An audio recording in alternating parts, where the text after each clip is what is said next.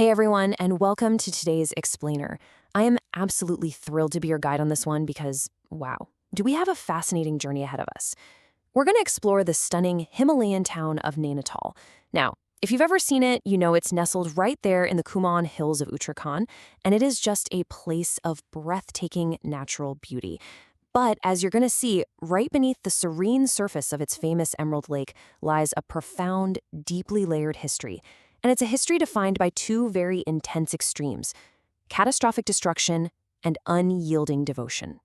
Okay, let's dive into this because it is an incredible story. I mean, what on earth connects a cosmic dance of destruction to a devastating Victorian-era landslide? Well, to really understand how this hill town survives and thrives, we kind of have to bridge the gap between ancient, ethereal mythology and a very real, deeply harrowing historical event. So let's start with Section 1, the myth of the eyes. To truly grasp the significance of the temple sitting at the heart of this town, we first need to understand what a Shakti Peeth is. In the Hindu faith, there are 51 of these highly sacred locations. The story goes that a powerful monarch named Daksha hosted this grand yajna, a massive sacred fire ritual. But he purposefully didn't invite his daughter, Sati, or her husband, Lord Shiva.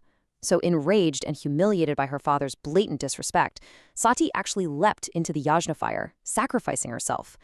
Lord Shiva, just completely devastated and unable to bear the loss, began the Tandava, that's the cosmic dance of destruction.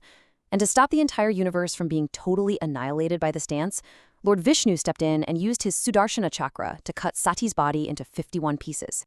And that mythological event brings us directly to the geography of our town. The myth tells us that the eyes, or Naina, of Goddess Sati fell precisely at this location. And this cosmic event is what gave birth to that stunning, crescent-shaped Naini lake. So the goddess literally gave her name to the town of Nainital, to the lake itself, and to the revered temple that sits right there on its northern bank. Now, what's really interesting about this layout is just how specific the spiritual experience is when you walk into the current Naina Devi temple today. As you walk up, there's this massive ancient peepal tree standing guard, offering shade to pilgrims. And when you step inside the main square-shaped building, you actually won't see a standard, human-like idol in the center. Instead, you're greeted by two eyeballs portraying Goddess Naina Devi, directly reflecting that origin myth we just talked about. To her left sits Mata Kali, and to her right is Lord Ganesha.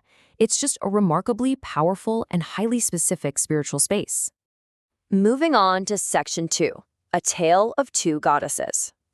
As we get deeper into the local culture, historians actually point out a pretty massive misconception here, one that even locals sometimes get wrong. A lot of visitors think Naina Devi and Naina Devi are the exact same goddess. They're actually not. Naina Devi is the manifestation of Sati, tied explicitly to that exact geographical spot where her eyes fell. Naina Devi, on the other hand, is the Kul Devi, or the royal deity of the regional kings. Plus, Naina Devi represents the towering two-peaked mountain massif in the western Himalayas. So they are distinct deities, even though they're both deeply, deeply intertwined in the region's devotion. In fact, Naina Devi's influence was viewed as a literal secret to political power. According to the folklore, a 16th century Kumaon king once asked a rival Garhwal ruler what the source of his immense strength was. The Garhwal ruler just replied simply, "Goddess Nanda watches over me and blesses me." Following that interaction, a statue of the goddess was gifted to the Kumaon king. And that single gift transformed the entire Nainital region into a historic center for these grand Naina Devi festivities. Which brings us to Section 3, the 1880 catastrophe. So the protection of these goddesses would eventually be fiercely tested. On September 16, 1880, the heavens just completely opened over Nainital. The author, Namitha Gokhale, actually captures the terror of this moment perfectly. She writes, "It rained without stop for 4 days and nights. There was incessant thunder and lightning. The skies grew so dark that it seemed to always be night, and the town's residents were completely trapped by this relentless, roaring storm." So the crucial point is that by September 19th, a staggering 33 inches of rain had been recorded. That is just an immense amount of water. And the steep facade of Chenna Hill simply couldn't hold it anymore. It completely gave way, triggering a massive landslide. Ancient deodar trees and giant boulders, literally as large as houses, came violently tumbling down the slopes, heading directly toward the lake. The devastation that followed was absolute. 151 people tragically lost their lives. A massive torrent of mud and stone completely swept away the Assembly Hall area, the Victoria Hotel, and, devastatingly, the original 1842 Naina Devi temple itself was just obliterated by the earth. Now for Section 4, Rebuilding the Sacred. But you know, this explainer is about devotion just as much as it's about destruction.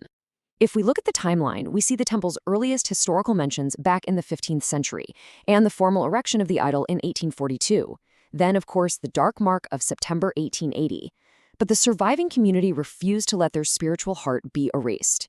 It took just 3 years for the locals to fully rebuild the Naina Devi temple, pouring deep reverence into the project.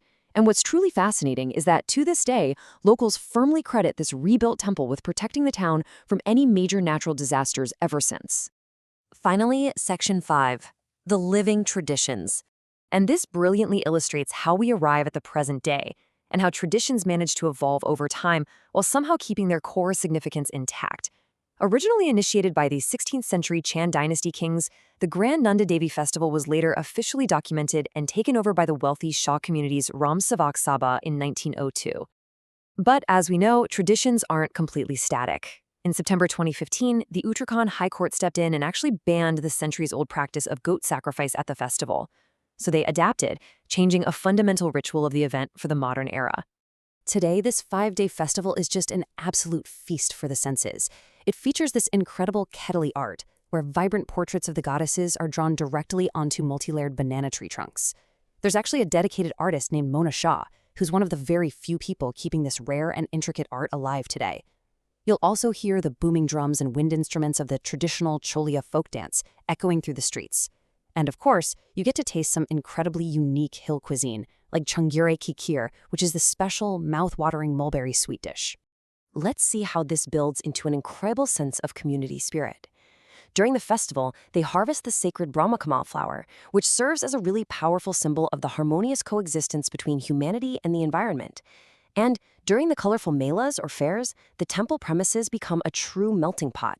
Hindus, Sikhs, and people of all different faiths come together. It beautifully showcases unity, honoring both the goddesses and the incredible surrounding nature at the same time. So what does this all mean? Well, it brings us to our final thought for this explainer. How does a town born from a cosmic tragedy and later completely washed away by a Victorian catastrophe still manage to draw thousands of devoted pilgrims to its sacred shores every single year? It's honestly a beautiful, fascinating testament to human resilience and unwavering faith. I really hope this explainer has sparked your curiosity to learn even more about this incredible Himalayan town and its enduring culture. Thank you so much for joining me today.